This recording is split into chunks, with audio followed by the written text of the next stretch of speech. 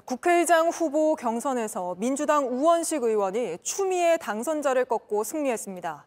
이재명 대표의 의중, 즉 명심을 얻은 추 당선인이 유력할 걸로 점쳐졌는데 대반전이 일어났다는 말이 나옵니다. 먼저 최규진 기자입니다. 민주당은 22대 국회 당선자 총회를 열고 5선 우원식 의원을 전반기 국회의장 후보로 선출했습니다. 우 의원이 제적 169명 중 과반을 득표하면서 추미애 당선자와의 결선 투표 없이 승리했습니다. 국민들의 민심을 따라서 그런 일들을 해나가야 된다는 그런 호소를 제가 우리 당선자님들에게 호소를 했는데 그것이 우리 당선자님들 귀에 크게 들리셨던 것 같습니다. 앞서 추 당선자는 6선 조정식 의원과의 단일화와 5선 정성우 의원의 사퇴로 가장 유력한 후보로 꼽혀왔습니다. 일각에선 이재명 대표와 박찬대 원내대표 등이 선거 과열이 우려된다는 이유로 두 의원에게 사퇴를 요구한 것으로 알려지면서 친명계 내 교통정리가 이뤄진 것이라는 해석까지 나온 바 있습니다. 추 당선자는 이재명 대표의 마음, 이른바 명심이 자신에게 있다고 주장해왔지만 결과는 달랐던 겁니다. 당선자들의 판단이기 때문에 그게 당심이라고 봐야 되지 않겠습니까? 국회의장 경선 과정에서 대표님의 의중이 좀 반영됐다는 얘기가 저도 한 표죠. 국회의장은 원내 일당이 후보를 내는 것이 관례로 우 의원은 22대 전반기 의장으로 사실상 확정될 전망입니다. 한편 민주당목 국회 부의장 후보로는 4선 이하경 의원이 선출됐습니다. 추 당선자는 기대에 못 미쳐 송구하다며 개혁국회를 어느 자리에서라도 만드는 데 최선을 다하겠다고 했습니다. 국민의힘은 이재명 당대표 한 사람을 위한 방탄국회로 전락시킨다면 민심의 역풍에 직면할 것이라고 경고했습니다. JTBC 최기진입니다. 이런 의외의 결과가 나온 건 민주당 안에서도 이재명 대표의 의중, 명심으로 모든 게 결정되어선 안 된다는 위기의식이 있었기 때문인 걸로 보입니다. 여기에 추미애 후보 개인에 대한 의원들의 우려가 더해지면서 친명 중진들은 물론 초선 당선자들도 명심을 따르진 않은 걸로 보이는데 구혜진 기자가 취재했습니다. 지난 주말 조정식 의원과 정성우 의원이 후보직을 사퇴하면서 국회의장 선거는 추미애 후보의 승리로 굳어지는 듯했습니다. 이재명 대표의 의중, 즉 명심을 확인했기 때문인데 사실상의 친명계 후보 교통정리가 이루어지면서 의원들의 반감이 더 커졌고 분위기 반전이 시작된 걸로 전해집니다. 한 친명계 중진 의원은 이재명 대표 한 명의 뜻에 따라 원내대표에 이어 국회의장까지 낙점하는 정당은 바람직하지 않다고 했고 다른 중진 의원도 국회의원 각자의 판단에 지도부가 부자연스럽게 개입하다 보니 자정작용이 일어났다고 설명했습니다.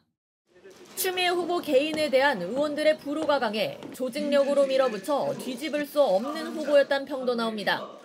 추 후보는 당에 반하는 독단적 행보를 보일 거란 비판을 의식한 듯 오늘 정견 발표에서 과거 행보에 대해 재차 사과했지만 의원들의 마음을 돌리기엔 역부족이었습니다. 22대 초선 당선인 표심도 예상과 달리 일사불란하지 않았습니다. 추미애 후보 지지를 일찌감치 선언한 원외 초선 모임인 더민주혁신회의 내부에서도 강한 단결은 없었고 당내 여론보단 당원들의 문자 선거운동 등이 결정에 더 큰 영향을 줬다는 설명입니다. 두 후보 모두 친명계였던 만큼 이번 결과가 비명계의 반발로 보긴 어렵다는 게 중론이지만 이재명 대표의 뜻과 다른 결과가 나왔다는 점에서 이 대표 1인 체제에는 경고를 한 것으로 풀이됩니다. JTBC 구혜진입니다. 추미애 대표에 대해서는 민주당 안에서 이러저러한 얘기들이 있지만 그중에서 제일 어려워하는 게 이분이 판사 출신이잖아요. 네. 그래서 좀 완고한 측면이 있다. 그래서 근데 어떤 원칙이 정해지거나 방향이 정해졌을 때 이게 아닙니다라고 했을 때 그게 잘 관철이 안 되더라라는 얘기를 의원들이 많이 합니다. 네. 그래서 그런 측면에서 아마도 의원 개개인들이 판단했을 때 어떤 국회 운영이 좋은가. 그러면 소위 민주당의 강성 지지자들이 말씀하신 대로 수박 이런 얘기할 때 우원식 의원은 그런 분은 아니거든요. 그러니까 잘 보시면 앞서도 을지로 위원회 말씀드렸지만 아픈 현장에 제일 먼저 가서 활동을 하시는 분이에요. 그러니까 네. 제가 기억하는 한 국회의원 가운데 유일하게 고공농성장에 올라간 분이 우원식 의원입니다. 예, SPC 빵 공장에서 노동자가 사망했을 때 가장 먼저 현장에 달려간 분이 우원식 의원이거든요. 그러니까 대체로 환노위 활동을 해도 현장에 잘 안 가세요. 근데 우원식 의원은 그런 데를 많이 다니는 분이고 네. 앞서 저기 그 이하경 의원도 말씀드렸지만 저는 이런 점에서 민주당 의원들이 점수를 좀 많이 준 것 같다라는 생각이 네. 좀 들어요. 예. 자, 그 캐릭터 잠깐 얘기해 주시니까 네. 예. 그 우원식 의원이 이제 그렇고 반면에 이제 추미애 당선인 같은 경우는 캐릭터가 굉장히 좀 강하잖아요. 네.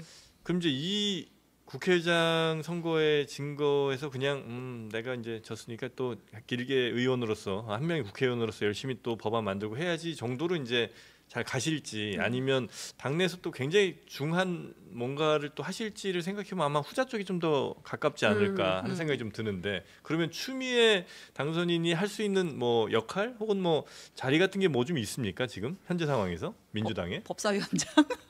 법사위원장 법사위원장 한지는 벌써 한 10수년 지나지 근데 않았나요? 다시 뭐 이렇게 다시? 또 많이 뭐 그냥 왜 지금 뭐 순간 떠오른 글쎄 당직은 많이 아니지만 애매해졌는데 어쩌면 대표 출마할 수도 있겠죠. 당 대표 네. 있지 않을까요? 되겠어요. 지금 이 상황에서. 아니 근데 고민은 좀 하실 수 있을 것 같은데요. 네. 네. 그리고 이제 워낙 그 검찰 개혁에 대한 예. 의지나 열망이 강했기 때문에 네.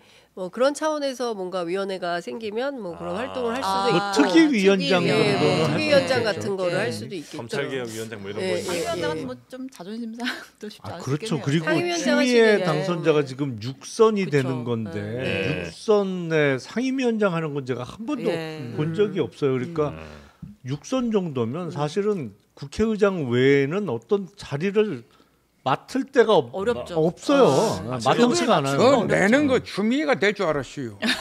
그래서 될만하다 이렇게 얘기했는데 네. 사법연수 14기 동기입니다. 아, 그래요? 국회의장 깜이 된다. 이런 그래서 평가를 할만하다 던졌죠. 했는데 배팅을 잘못했어. 요새 열심히 하시는 건 제가 알고 있는데 네. 좀 많이 잘하시죠? 감이 좀 떨어지신 것 같아요. 좋아요 좀 눌러주세요. 좋아요 수가 모자라서 잠이 안 옵니다. 제가 볼 때는 저 대통령 임기 단축위원회 뭐 이런 거 따로 만들어서 개헌 개헌 관련한 특위위원회. 예, 그런 그럴 수도 뭐 있겠죠. 뭐 그럴 수 있겠죠. 그 정도 위원장은 아마 하셔야 본인 직성이 좀 풀린 분이 아닐까 하는 생각이 좀 살짝 듭니다. 전당대회를 나오게 된다면 어쨌든 지금 이재명 대표 연임설이 있는 상황에서 이재명 대표랑 각을 세워야 되는 건데 그럼 쉬운 길은 아닌데 근데 모르겠어요. 지금 오늘은 지금 이 순간은 굉장히 충격 여파가 크실 그래요? 것 같아서 지금 당장 뭐 비전이 어떻게 나올 거다라는 얘기하기는 어려울 것 같아요. 네.